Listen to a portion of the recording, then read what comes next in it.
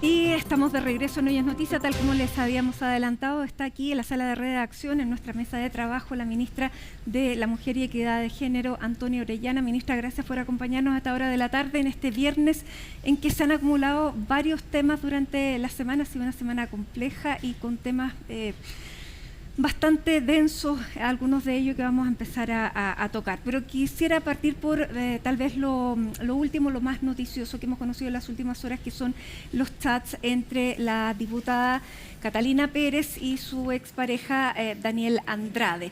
En estos chats que aparecen porque hay una filtración de la Fiscalía y dan cuenta no solamente de el conocimiento que tenía en ese entonces la diputada del caso, sino que también una suerte de encubrimiento del que ella habría sido partícipe. ¿Cómo ve desde el punto de vista político lo que significa esta investigación en un caso que le ha golpeado tanto al gobierno desde hace ya 2 años? Bueno, yo creo que la posición del gobierno desde un inicio ha sido clara, que es que esto se tiene que investigar con todas las aristas, y en ese sentido esto forma parte de la investigación y seguramente de los datos que tome en cuenta el Ministerio Público, por supuesto los tribunales, para poder solicitar medidas como por ejemplo el desafuero o la formalización de la diputada Catalina Pérez. Ella evidentemente en estos chats que se filtran muestra que es parte de una estrategia jurídico-comunicacional y en particular creo que eso es algo que va a caer por su propio peso. Y el interés del gobierno es, por supuesto, que esto se investigue hasta las últimas, porque se han tomado desde entonces medidas que son muy sustantivas en la ley de presupuestos, en investigaciones, para prevenir que situaciones como la que ocurrió con Democracia Viva se reiteren. Bueno, y además ha sido un golpe al gobierno, un golpe que ha costado caro en materia política. Este caso viene finalmente a minar la fe pública de las personas en esta nueva generación que llegaba al gobierno, ministra. La verdad es que yo creo que las acciones de Daniel Andrade y de Catalina Pérez son de su responsabilidad. Es por eso mismo que se les está investigando. Y es por eso también que a partir de estos hechos que tuvieron un rechazo transversal y muy sólido y firme en el gobierno, donde el presidente fue muy claro en que esto se tenía que investigar, caiga quien caiga, señaló, se han hecho muchas modificaciones, más de 400 modificaciones presupuestarias en la Ley de Presupuestos 2024, que precisamente apuntan a que deban establecerse controles sobre la forma en la que se gastan los recursos mediante convenio. Y bueno, y nuevamente salpica al gobierno porque hay nuevos antecedentes de que el jefe de asesores del segundo piso, Miguel Crispi, sí habría tenido contactos que dan cuenta de un conocimiento adicional. ¿Cómo complica al gobierno desde esa perspectiva? La verdad es que en esto se ha referido la defensa, el abogado particular de Miguel Crispi. Yo no tengo mucho más que agregar porque no conozco más antecedentes. Ministra, en esta investigación que conocemos por filtración, lamentablemente, de una investigación que tiene Fiscalía y que en otros casos también se han filtrado antecedentes que no debieran ocurrir porque ensucian la investigación, pero además porque hay también involucrados elementos de la vida privada de las personas. En estos chats, la Fiscalía encuentra antecedentes que le hacen abrir una nueva investigación por un eventual aborto de la diputada Catalina Pérez. La Fiscalía encuentra estos antecedentes y, como es un servicio público, tiene la obligación de iniciar una investigación de oficio. ¿Cómo ve usted esta acción de la Fiscalía a propósito de lo que encuentra?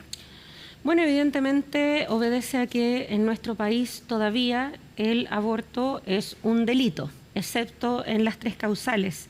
Y esto queda más claro con la investigación que lanzó la semana pasada la Corporación Miles. Entre 2012 y 2022, esa es la cifra que estudiaron, un total de 444 personas, mayoritariamente mujeres, fueron investigadas por el delito de aborto en Chile, y más del 10% de las causas, y esto es muy importante, fueron tras un aborto espontáneo. Un aborto espontáneo que fue denunciado como delito de aborto y que fue procesado judicialmente. Y esto no es menor porque estas investigaciones para el Estado implican un gasto en fiscales, en las horas de los fiscales, que siempre recordamos que no abundan, a propósito de la crisis de seguridad, en diligencias, en audiencias del Poder Judicial, entre otros, para perseguir a mujeres que, en la óptica de nuestro gobierno, no debieran ser criminalizadas. Nuestro gobierno está a favor del aborto. Por supuesto que rechazamos todo lo que tiene que ver con el caso Democracia Viva, pero me parece que acá hay una cuestión que es aparte, y es lo que viven muchas mujeres que se ven perseguidas criminalmente por una decisión que muchas veces tiene motivos profundos, pero que no cabe en las 3 causales. Y que por esa misma razón sigue siendo un delito. Así es, y es precisamente por eso que el proyecto que vamos a presentar como gobierno hemos debido aplazarlo a propósito de que se ha demorado la toma de razón de otro tema relacionado, que es la ley de interrupción voluntaria del embarazo en 3 causales, pero el proyecto que queremos plantear no es solamente un proyecto de despenalización, porque eso querría decir sacarlo del Código Penal, pero nos dejaría donde mismo, porque a quienes están a favor de la prohibición a todo evento les alegra mucho, pero no suelen referirse al hecho de que en Chile tenemos un mercado clandestino de medicamentos abortivos a los cuales las mujeres que tienen recursos, como bien dijera Elia Molina hace unos años, acceden con acompañamiento médico y el resto buscará, googleará por Facebook, preguntará a una conocida o recurrirá sin saber si por lo que está pagando es efectivamente el medicamento que le sirve y además arriesgándose a ser judicializada, como ha ocurrido de acuerdo a este estudio. De esos casos, además, la mayoría no llega a condena. Ahora, ¿qué significa que no sea un proyecto que despenalice el aborto? Porque lo que busca es legalizarlo. Quizás yo tendría más votos en el Congreso si dijera vamos a sacarlo de los delitos nomás. Pero ¿qué es lo que buscamos? Es acceso a salud, sobre todo para las mujeres populares que no tienen un amigo médico que las oriente. Ya, pero volvamos al caso de la diputada Catalina Pérez, porque aquí hay 2 hechos que me parecen graves. Uno, aquí hay un derecho a la privacidad que se ve vulnerado en la difusión de además antecedentes que son parte de una investigación que es privada. Como Ministerio de la Mujer, ¿va a haber alguna acción legal contra esa filtración? En primer lugar, nosotras como Ministerio, a través del Servicio Nacional de la Mujer y Equidad de Género, tenemos un rango de delitos y de acciones legales que podemos ejercer, que están asociadas a violencia intrafamiliar, delitos sexuales, femicidio frustrado, suicidio femicida y femicidio. No están incluidos estos. Pero sí lo hemos dicho, y lo hemos dicho varias veces, e incluso se ha generado un debate a propósito de otros casos en donde hemos recordado la ley Antonio y la especial protección de los datos de las víctimas. Esto es algo que nos preocupa mucho, que consistentemente se filtren antecedentes que tienen que ver con causas reservadas.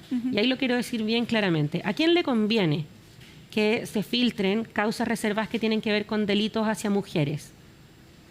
A los agresores, porque el principal motivo para no denunciar, de acuerdo a nuestra última encuesta de violencia contra las mujeres, tiene que ver precisamente con desconfianza hacia las instituciones.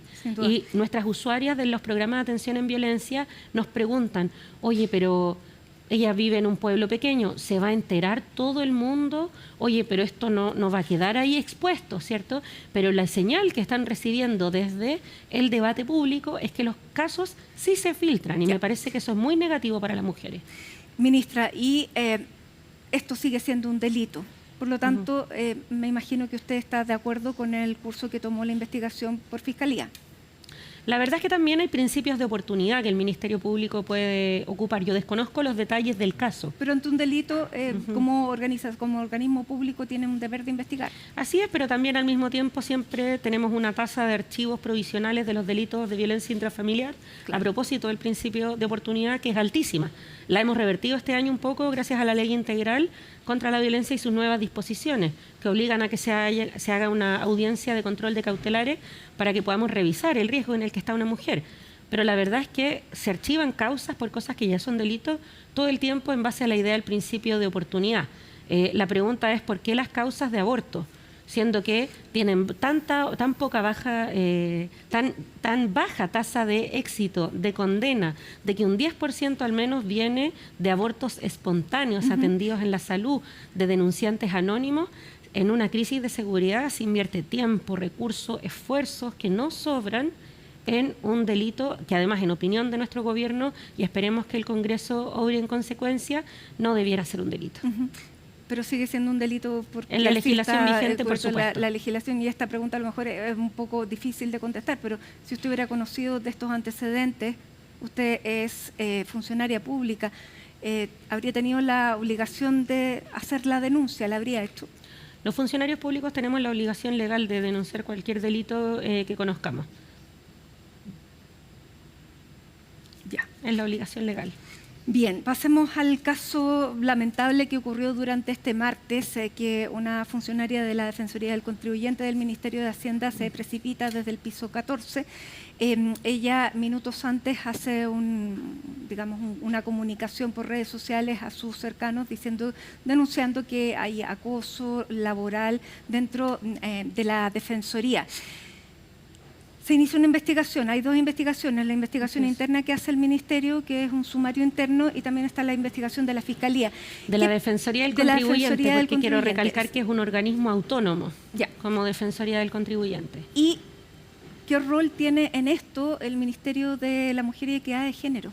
El rol que hemos cumplido desde que se aprobó hace 5 meses la Ley Carín ha sido principalmente de capacitación. En 5 meses desde que entró en vigencia la Ley Carín, voy a dejar aparte el mundo privado porque eso va en la dirección del trabajo, sino esto es un caso del sector público. Ya más del 92% de los servicios públicos ya ha actualizado sus protocolos de acuerdo a las nuevas exigencias de la ley, que son más estrictas, que tienen más que ver con las perspectivas del tiempo que hay para poder investigar, de los principios de confidencialidad, de protección del denunciante, del debido proceso también hacia quien denuncia, etcétera. Entonces tenemos un 92% de los servicios que responden a la Administración Central, porque quiero decir, la Defensoría del Contribuyente es un organismo autónomo. Es como el Ministerio Público o la Defensoría Penal Pública. Ya, y desde esa particularidad, usted no tiene una injerencia para poder también conocer lo que ocurre en esa institución. Bueno, ciertamente acá hay 2 investigaciones ya cursando. Una es la que está en sede administrativa, que es de la Defensoría del Contribuyente, que es una investigación respecto a infracciones funcionarias. Eso incluye todo el catálogo que tenga que ver con maltrato, acoso laboral o violencia en el trabajo. ¿Usted tiene antecedentes si había denuncias previas en este caso? La Defensoría... No precisamente de esta persona, sino que otras denuncias. Lo que dispongo es la información de la Defensoría del Contribuyente, que ha señalado que no tenían denuncias formales en contra de esos funcionarios. Ahora, esto también abre una duda que es natural, y es porque siempre tenemos que estar capacitando y formando en cuáles son los protocolos de denuncia, en qué hacer ante un caso de maltrato, acoso, violencia o discriminación en el trabajo. En el sector público eso está bien regulado, tiene puntos focales que son receptores de denuncia, hay plazos. Ahora en el sector privado está mucho más fortalecido a través de que se puede denunciar directo al empleador, a la empresa, o directo también a la dirección del trabajo, y eso ha aumentado mucho el volumen de denuncias, pero ese esfuerzo tiene que ser permanente, porque no nos sirve lograr un avance que sea legal si no va acompañado de ese proceso de actualización. En ese sentido, nosotras estamos muy centradas en capacitaciones a instituciones que consideramos que son factores críticos para la aplicación correcta de la Ley Carín. En ese sentido, la Contraloría General de la República, hemos estado capacitando a quienes son fiscales de la Contraloría General de la República en todo lo que tiene que ver con enfoque de género a propósito de los casos de acoso sexual. El miércoles el Servicio Civil estuvo rindiendo cuenta ante la Comisión de Mujer de la Cámara de Diputados y Diputadas de cuáles son las cifras a 5 meses de aplicación. Efectivamente había un aumento en las denuncias que debieran procesarse además en menos tiempo. Así que es un desafío bien grande, pero en el que nunca nos podemos dejar estar. Ahora, este caso tiene una particularidad que que no es tan pública, de público conocimiento, pero que sí es público, por lo tanto, por eso me atrevo a planteárselo acá. Y que es que la víctima hace 3 años publicó un libro que se llama aquí lo tengo, La ropa sucia que, entre comillas, no se lava en casa, y que habla de una situación terrible que vivió y que es la violación de su madre por parte de su abuelo. O sea, su madre fue violada por su padre y fue obligada varias veces a abortar. Eso es lo que ella aborda en este libro que quiso hacer público para que el tema se abriera, se visibilizara. Ella da cuenta también de que ella estudia Derecho para poder ver a su abuelo en las rejas y que eso no lo logró. De alguna manera no sabemos cuál es la causalidad que termina con esta decisión de esta abogada, pero aquí hay una vida de consecuencia de un abuso que es brutal. Así es. ¿Cómo lo vive usted, que usted trabajó en organizaciones feministas en las que ella también participaba, como ministra, de lo que puede llegar a ser vivir una situación como esta? Bueno, esto, por supuesto, yo no puedo especular en torno a los motivos.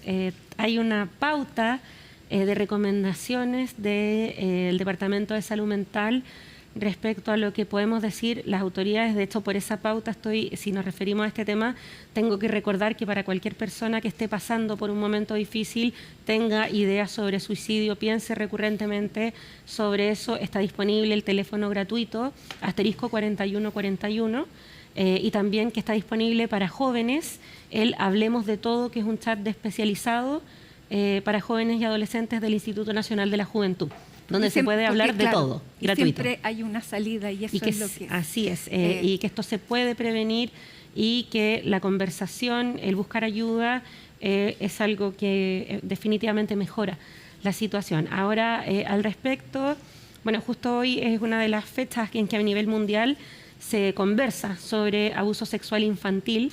Yo conozco el libro, lo leí hace un tiempo. La realidad del abuso sexual infantil en nuestro país es bien dura. Tenemos una alta prevalencia y, de hecho, desde que en noviembre del 2023 abrimos la posibilidad de la garantía explícita en salud ante agresiones sexuales agudas en todo el sistema público, hemos tenido muchísimos usuarios y usuarias menores de edad, niños y niñas también. Nosotros lo pensamos para las mujeres mayores de edad a propósito de nuestras usuarias de los programas y de que a veces Cernamec no está en todos lados, pero sí la red de salud, pero han llegado también hombres y han llegado también niños y niñas.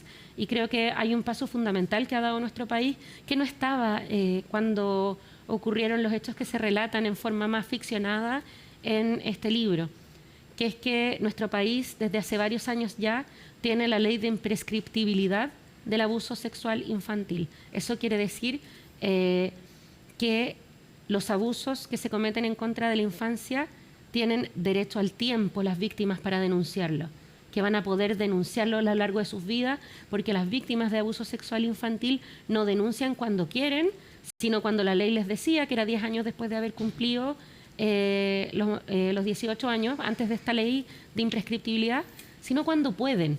Y muchas veces eso puede llegar a tardar una vida. Así es. Y en casos que ocurrieron previo a esta ley, el plazo de prescripción es lo que impide que se haga justicia. Entonces, creo que el paso que dio nuestro país a partir de eso, a partir de la ley de entrevistas videograbadas, que los detalles no son de nuestro gobierno, son previos, pero son muy importantes y seguimos trabajando en su implementación porque cambian el escenario que enfrentan. Ahora tenemos que seguir trabajando en prevención.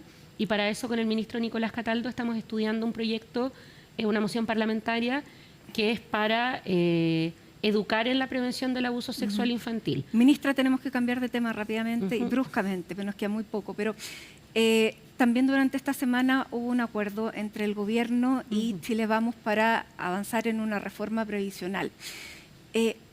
¿Estás satisfecha con ese acuerdo? Yo creo que aquí solo queda, se lo he dicho durante toda la semana, pero valorar el tesón y la fuerza de voluntad de quienes han llevado a cabo este acuerdo, en especial de la ministra Janet Jara y el ministro Mario Marcel, porque han sido muchos meses de trabajo. A veces se dice en la puerta del horno se quema el pan, hubo momentos de tensión, pero se ha llegado a un acuerdo y yo creo que en primer lugar eso es bueno. ¿Pero es un acuerdo frágil todavía? Es un acuerdo que tiene que verse ratificado con votos, ciertamente, y esperamos que no se escuchen los cantos de sirena de la ultraderecha que quiere evitar que se toque el sistema AFP, que hoy no está entregando pensiones dignas a las personas. En particular... Pero esto está bien lejos de lo que quería el Frente Amplio, de lo que quería el proyecto de gobierno. ¿Cómo lo hace su sector para convencer a los propios? Bueno, en particular, como Ministerio de la Mujer, nosotras estuvimos en el diseño del proyecto original, que no es el que quedó ahora, y efectivamente el gobierno se dio muchos puntos como muestra de voluntad de diálogo, porque lo prioritario es que podamos avanzar. ¿Qué señal le daríamos a la ciudadanía si nos atrincheráramos en nuestra propuesta y dijéramos no, esto o nada? Cuando van 3 gobiernos ya, de distintos signos políticos que han intentado llegar. Ahora, ¿usted llama entonces a aprobarlo? Por supuesto, yo respaldo el trabajo que han hecho mis colegas Marcel y Jara y hemos estado ahí haciéndole el aguante todos estos meses.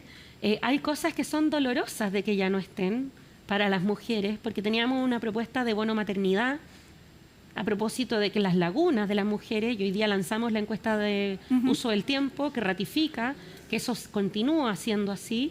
Las lagunas de las mujeres, porque laguna suena un poco, para quien no es economista, suena como que se fue para la playa.